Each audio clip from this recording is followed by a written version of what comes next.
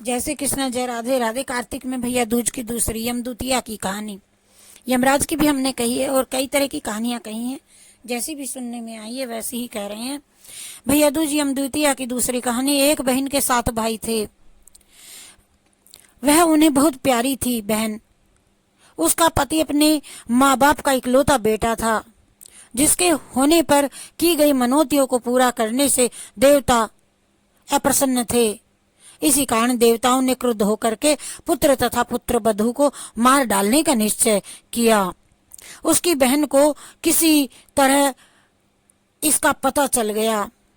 उसने भावी जीवन में आने वाले दुखों की कल्पना करके उनके उपचार के तरीके सोचे और अपने भाई से कहा कि उसे उसकी ससुराल भेज दिया जाए। भाई उसे लेने के लिए आए बिना बहनोई के भेजना नहीं चाहते थे, लेकिन बहन जिद पर अड़ी रही कि कुछ भी हो वह तो आज ही अपनी ससुराल जाएगी। जब वह नहीं मानी तो भाइयों को मजबूरी से उसे ससुराल भेजने की तैयारियां करनी पड़ी।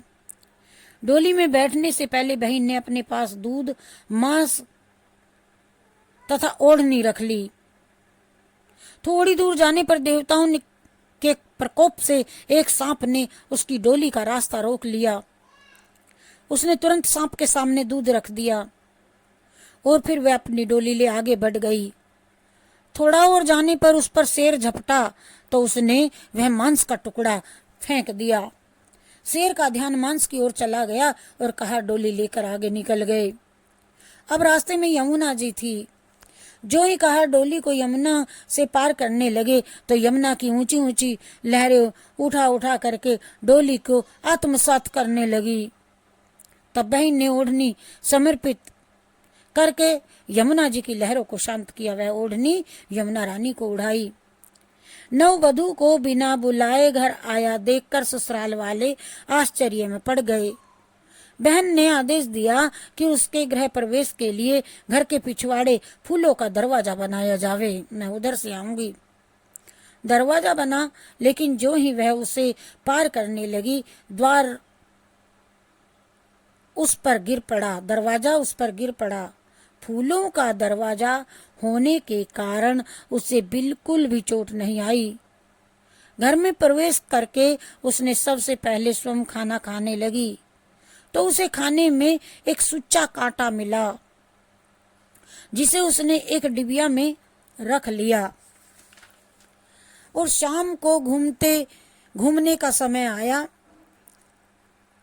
तो सबसे पहले उसने ही जूता पहना। जूते में बैठा काला बिच्छू था। उसने वह भी उसी डिबिया में रख दिया जहां पर वह सुच्चा कांटा रखा था। सहेज कर सुरक्षित रख लिया। और रात हुई तो उसने फिर जिद की कि मैं तो सैया पर पहले मैं सोऊंगी। बहू का हर काम के लिए पहल करना यद्यपि किसी को भी अच्छा नहीं लगा, मानती नहीं है, कहते हैं सब, लेकिन परिस्थिति वश ये सब हो ही रहा था। सोने के कमरे में उसे काला नाग मिला। उसने उसे भी मार पकड़ करके सहेज झंडिया में रख लिया। फिर पति की सैया पर उसको सुलाया, नाग को। इतना सब करने के पश्चात उसने अपनी सास को डिबिया खोल करके सुच्चा कांटा, बिच्छू और सांप दिखाते हुए कहा, मैंने तुम्हें पुत्रवती किया है। स्वयं कष्ट सहन करके तुम्हारे पुत्र की रक्षा करके अपने सुहाग को नया जीवन दिया है माते।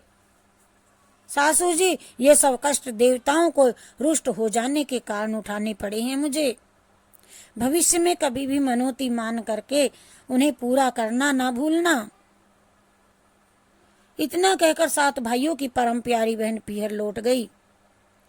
तब सासू देवी ने देवताओं का पूजन करके कही, भाई बहनों के प्रेम की प्रशंसा तथा उनके सुखी होने की उस सासू ने बहुत बहुत बहुत बहुत आशीषें दी।